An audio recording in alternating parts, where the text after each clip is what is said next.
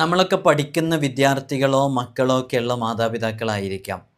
നമ്മുടെ മക്കൾ നല്ല ബുദ്ധിശക്തിയോടുകൂടെ പഠിക്കാനും ഉപകാരപ്രദമാകുന്ന ഇൽമു പഠിക്കാനൊക്കെയാണ് നമ്മളൊക്കെ ആഗ്രഹിക്കുന്നത്. നല്ല മക്കളായിട്ട് വളരണമെങ്കിൽ ധാർമ്മികമായിട്ടുള്ള വിദ്യാഭ്യാസവും അറിവും നേടിയെടുക്കണം. അറിവില്ലാതിരുന്നാൽ അവർക്ക് ഉമ്മയാരാണ് ഉപ്പയാരാണെന്ന് തിരിച്ചറിയാൻ സാധിക്കില്ല. മാതാപിതാക്കളോട് എങ്ങനെയാണ് പെരുമാറേണ്ടതെന്ന് അവർക്കറിയൂല.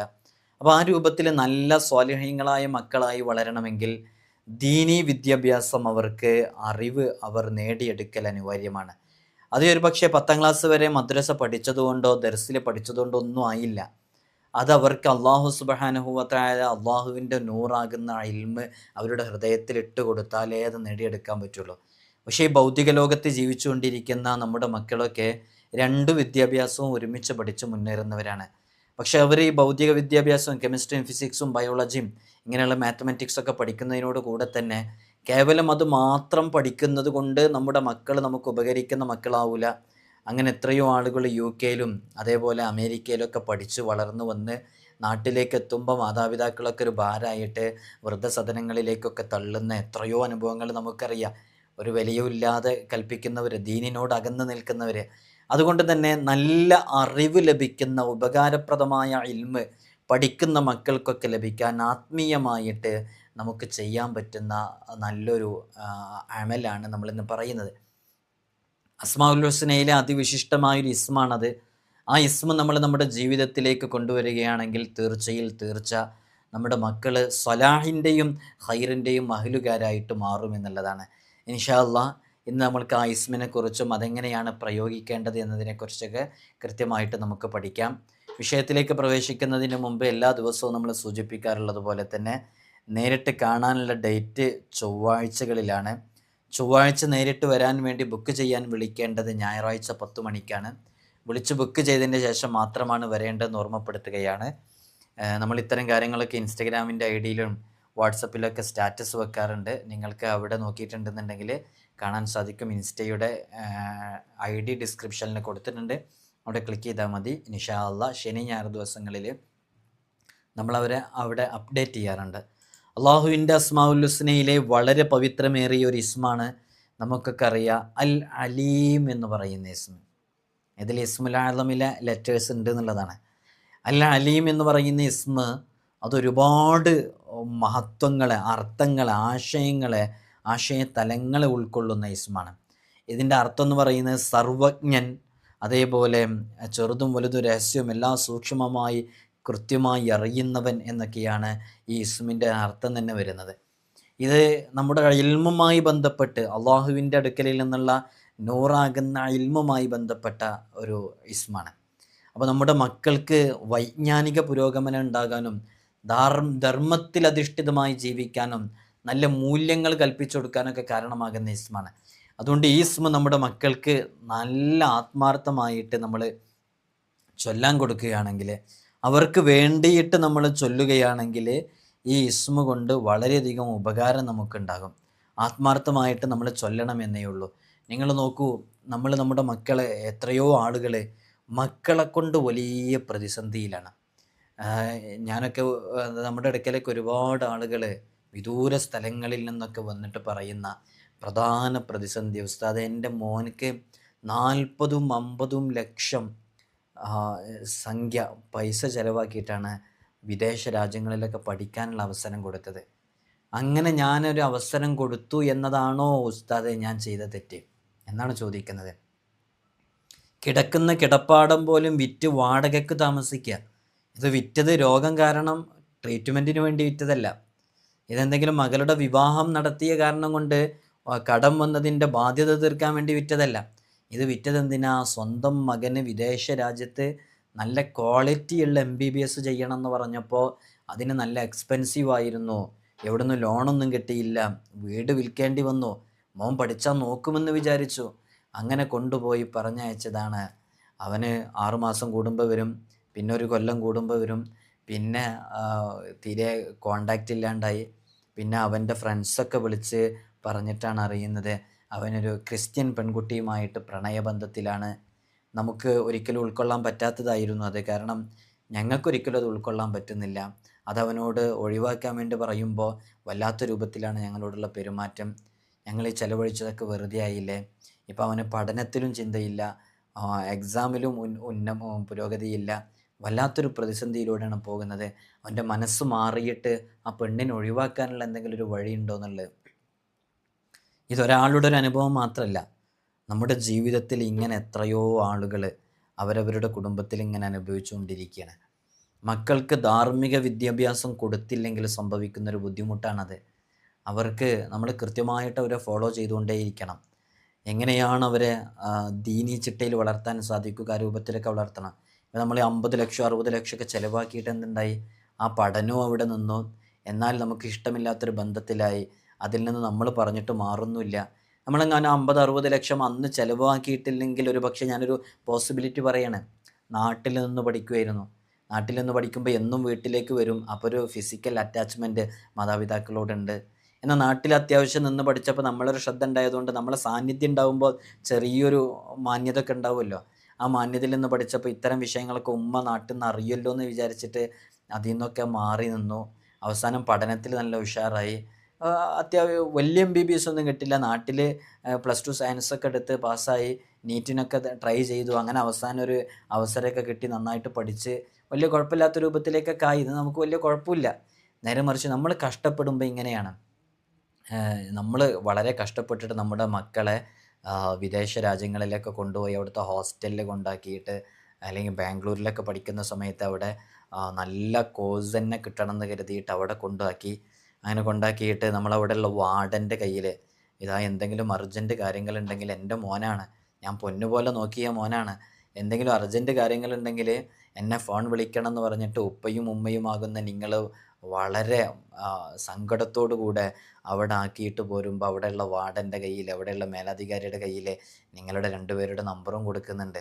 എന്തെങ്കിലും അർജൻറ്റ് കേസുകളുണ്ടെങ്കിൽ വിളിക്കണം, എന്ത് വിഷയങ്ങളുണ്ടെങ്കിലും മോനെക്കുറിച്ച് എന്ത് പറയാനാണെങ്കിലും എന്നെ അറിയിക്കണം, ഒന്നും അറിയിക്കാതിരിക്കരുത്, ഞങ്ങളുടെ ജീവനാണ്, ഞങ്ങൾക്ക് വേണ്ടപ്പെട്ടതാണ്, ഞങ്ങൾ കൈ വളരുന്നുണ്ടോ കാല് വളരുന്നുണ്ടോ നോക്കി വളർന്ന മോനാണ്, ഒന്ന് നോക്കണം എന്ന് പറഞ്ഞിട്ട് പറഞ്ഞയച്ച് നമ്മൾ വീട്ടിലേക്ക് എത്തോളം കരഞ്ഞിട്ടാണ് വരുന്നത്. ട്രെയിനിലാണെങ്കിലും വാഹനത്തിലാണെങ്കിലും ബസ്സിലാണെങ്കിലും. അല്ല, വീട്ടിലെത്തിയിട്ട് 1 2 3 ദിവസമൊന്നും ഭക്ഷണം കഴിക്കാൻ നേർക്ക് കഴിയുന്നില്ല. കാരണം ഇതുവരെ നമ്മോട് കൂടെ ചേർന്ന് നിന്നിരുന്ന മോന് ഇന്ന് അപ്പുറത്താണുള്ളത്. അങ്ങനെ നമ്മളിവിടെ വേദനയോടെ കഴിയുന്നു, അവരവിടെ പോയിട്ട് എന്തെല്ലോ രൂപത്തിലേക്കായി മാറുന്നു. അവരുടെ ലൈഫ് സ്റ്റൈൽ മാറുന്നു, സാഹചര്യങ്ങൾ അങ്ങനെ ആക്കിയെടുക്കുന്നു. അങ്ങനെ ബാംഗ്ലൂരിൽ നിന്നൊരു 3 വർഷത്തെ പഠനം കഴിഞ്ഞ് നാട്ടിലേക്ക് വരുമ്പോൾ ഉമ്മാൻ്റെ കാട്ടിക്കൂട്ടലൊന്നും മോനക്ക് പിടിക്കുന്നില്ല. അങ്ങനെയുള്ള രൂപത്തിലേക്കൊക്കെ എത്തിയ എത്രയോ അനുഭവങ്ങളുണ്ട്. അവന് എന്തോ ഒരു ബന്ധത്തിലൊക്കെ ആയിട്ട് അവൻ്റെ വിവാഹമൊക്കെ കഴിഞ്ഞു എന്നാണ് പറയുന്നത്. വിവാഹം കഴിഞ്ഞു എന്ന് പറഞ്ഞാൽ രജിസ്റ്റർ മാരേജ് കഴിഞ്ഞിട്ട് കുട്ടിയെയും കൂട്ടിയിട്ടാണ് വരുന്നത്. ഉമ്മക്കത് ഇഷ്ടപ്പെട്ടില്ല. ഉമ്മ തിരിച്ചെന്തോ പറഞ്ഞപ്പോൾ ഉമ്മയെ ഭാരമായി തോന്നി, ഉമ്മയും ഉപ്പയൊക്കെ ഭാരമായി തോന്നി. അങ്ങനെ അവർ ആ മോനും ആ പുതിയതായി കടന്നു വന്ന പെണ്ണും കൂടെ കൂടിയിട്ട് അവരെ ഓൾഡ് ഏജ് ഹോം, വൃദ്ധസദനത്തിലേക്ക് ആക്കാൻ വേണ്ടി തീരുമാനിക്കുക. വൃദ്ധസദനത്തിലേക്കാക്കുമ്പോൾ അവിടെയുള്ള വാർഡൻ്റെ കയ്യിൽ വൃദ്ധസദനത്തിലേക്ക് കൊണ്ടുപോയി, അതൊരു ഓണങ്കറ മൂലയിലാണ്, ഒരു മരങ്ങളൊക്കെ ഉള്ള ഒരു അങ്ങേയറ്റത്തെ പ്രദേശത്താണ്. അവിടെ കൊണ്ടുപോയിട്ട് മോനെ അവിടെ ആക്കിയിട്ട് വരിക, അല്ല ഉമ്മാനും ഉപ്പാനും അവിടെ ആക്കിയിട്ട്. അങ്ങനെ വരുന്ന സമയത്ത് അവിടെയുള്ള വാർഡൻ്റെ കയ്യിൽ ഒരു സ്ലിപ്പ് കൊടുക്കുന്നുണ്ട്. ആ സ്ലിപ്പിൽ മോൻ്റെ നമ്പറാണുള്ളത്. ഇത് എൻ്റെ ഉമ്മയും ഉപ്പയൊക്കെ തന്നെയാണ്, പക്ഷേ നിങ്ങളിവിടെ ഏൽപ്പിച്ചത് ഞങ്ങൾക്ക് സമയമില്ലാത്തത് കൊണ്ടാണ്. നിങ്ങളിങ്ങനെ എന്തെങ്കിലും കാണുമ്പോഴേക്ക് നിങ്ങളെ ഉമ്മാക്കെന്തോ പറ്റിയിട്ടുണ്ട്, ഉപ്പാക്കെന്തോ പറ്റിയിട്ടുണ്ടെന്ന് പറഞ്ഞ് വിളിക്കാൻ നിൽക്കൊന്നും വേണ്ട.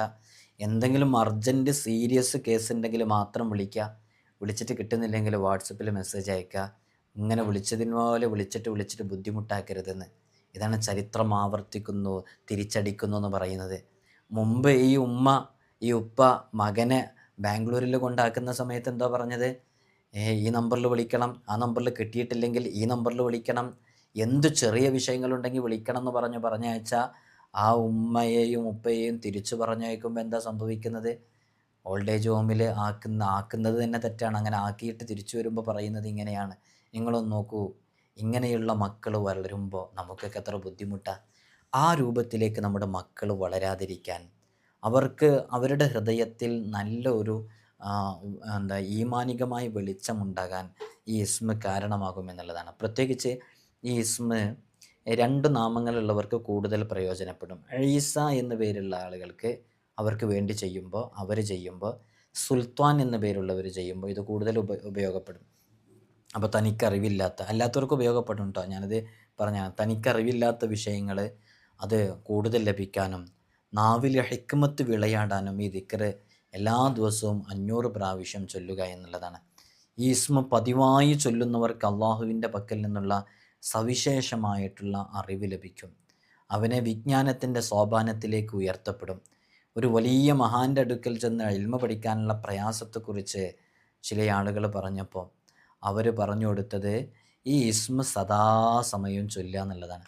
അപ്പോൾ പഠിക്കാൻ പ്രയാസമുള്ള മക്കൾ അവർക്കൊക്കെ ഈ ഇസ്മ ചൊല്ലാവുന്നതാണ്, നല്ല ഉപകാരപ്പെടുന്നുള്ളതാണ്. ഈ ഇസ്മ നല്ല ശുദ്ധമായ തേനെടുത്ത് ആ തേനിൽ പ്രത്യേകമായിട്ട് ഈ ഇസ്മ ഇതിൻ്റെ അതനുസരിച്ച് മന്ത്രിച്ച് കുടിക്കുകയാണെന്നുണ്ടെങ്കിൽ നല്ല ഫഹമും അഖലും ഉണ്ടാകാൻ കാരണമാകുന്നുള്ളതാണ്.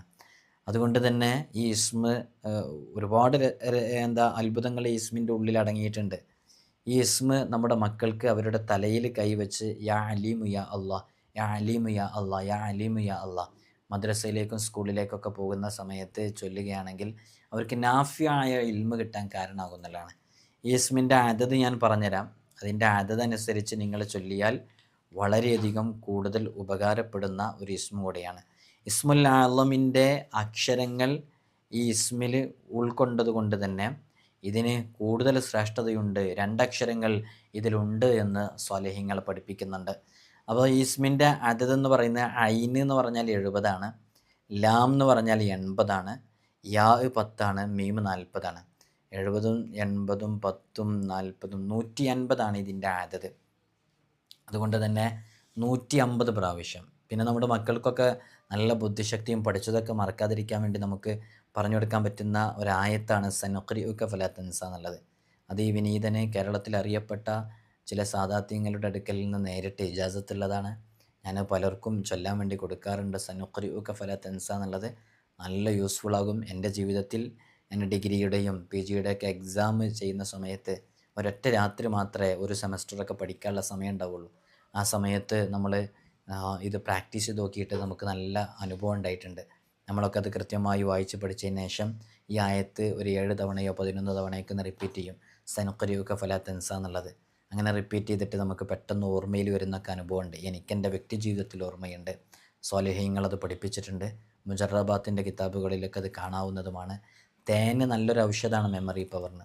ശുദ്ധമായ തേന്, അതിൽ അലം നശ്റഹ് ഓതൽ, അതേപോലെ തന്നെ നമ്മുടെ യാ അലീം യാ അല്ലാഹ് എന്ന് പറയുന്ന ഇസ്മു ചൊല്ലൽ, ഇങ്ങനെ തുടങ്ങിയിട്ടുള്ള നല്ല നല്ല ഒരുപാട് അമലുകളുണ്ട്. നമ്മൾ പലർക്കും പറഞ്ഞു കൊടുക്കാറുണ്ട്.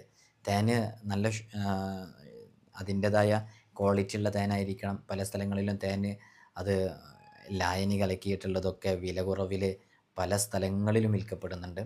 നല്ല തേന് വാങ്ങിച്ചിട്ട് ആ തേന് ഇവിടുന്ന് ഒരുപാട് ആളുകൾ ശുദ്ധമായ തേന്, ജെനുവിനായിട്ടുള്ള നല്ല തേന് കൊറിയറായിട്ടും മറ്റൊക്കെ ഇവിടുന്ന് പലപ്പോഴും പലരും വാങ്ങിക്കാറുണ്ട്.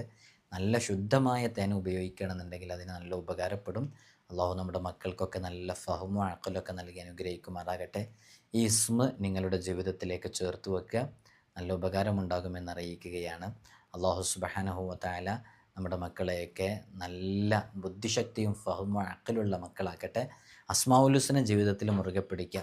അസ്മാഉൽ ഹുസ്ന കൊണ്ട് ഒരുപാട് ഗുണങ്ങൾ നമുക്ക് നേടിയെടുക്കാൻ പറ്റും. അസ്മാഉൽ ഹുസ്ന കാണാതെ പഠിക്കുക. അത് എല്ലാ ദിവസവും ചുരുങ്ങിയത് 3 തവണ, അല്ലെങ്കിൽ രാവിലെ സുബഹിക്കും മഗ്രിബിനും ഒക്കെ ചൊല്ലാൻ വേണ്ടി ശ്രമിക്കുക. നമ്മുടെ നൂറെ മദീനയുടെ ആത്മീയ മജ്‌ലിസ് എല്ലാ ദിവസവും രാവിലെ വൈകുന്നേരം നടക്കുന്നുണ്ട്. അതിൽ അസ്മാഉൽ ഹുസ്ന ചൊല്ലുന്നുണ്ട്, പങ്കെടുക്കുക. അള്ളാഹു തൗഫീഖ് നൽകട്ടെ. അസ്സലാമു അലൈക്കും വറഹ്മത്തുള്ളാഹി വബറകാതുഹു.